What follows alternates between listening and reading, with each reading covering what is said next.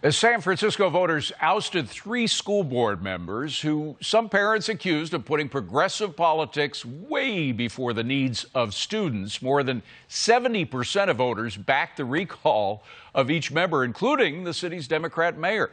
Can we expect to see more cases like this in other cities across the country? The Children's Scholarship Fund president, Darla Romfo, joins me now. Were you encouraged, Darla? I mean, not only were they recalled, but by over 70%. I mean, that was pretty impressive.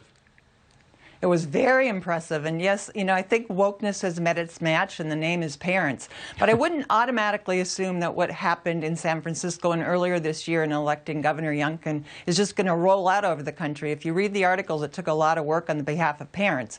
But the parents of 55 million school children are a pretty powerful bloc, and they voted both with their feet. About 1.5 million kids have left government-run schools this year, and they also voted at the ballot box, and that is very encouraging. And the time has come, and it's been said by many people, including politicians and certainly by parents, that it's time to fund children and not fund systems. And what that means is that the money that the government spends, and by the way, that's taxpayer money, and they should be accountable to taxpayers, that money should be directly funding the children. Parents should be able to choose the schooling that's appropriate for their children. 10 years ago, you probably couldn't have gotten a movement like this going. And Teddy Forsman and John Walton, when they started CSF, they tried to start something called Parents in Charge, and parents weren't ready for it.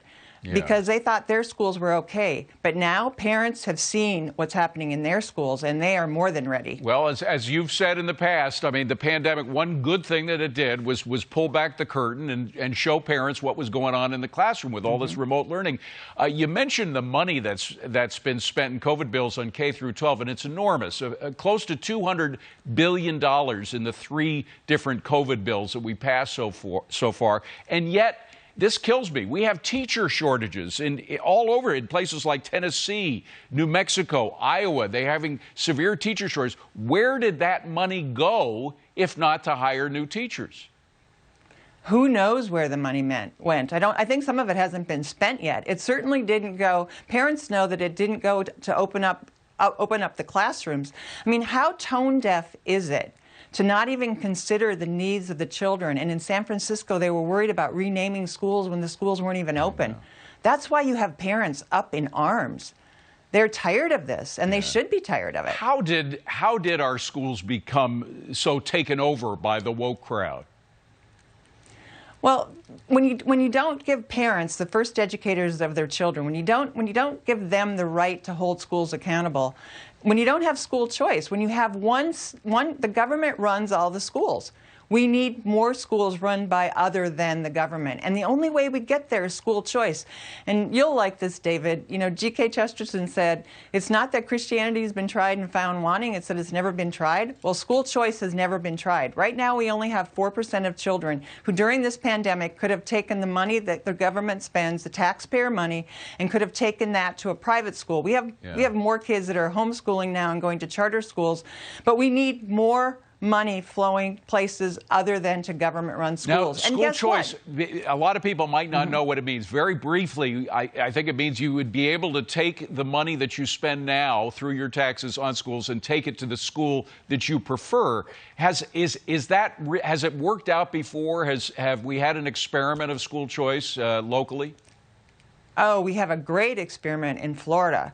Florida has the most broad school choice program in the country, and there's enough money following the child, about $7,900, I believe, which is still far less than the government spends on education. But that $7,900 is enough to attract new suppliers. You get innovation. And now there's something like 49% of children in Florida go to schools other than their zone public school.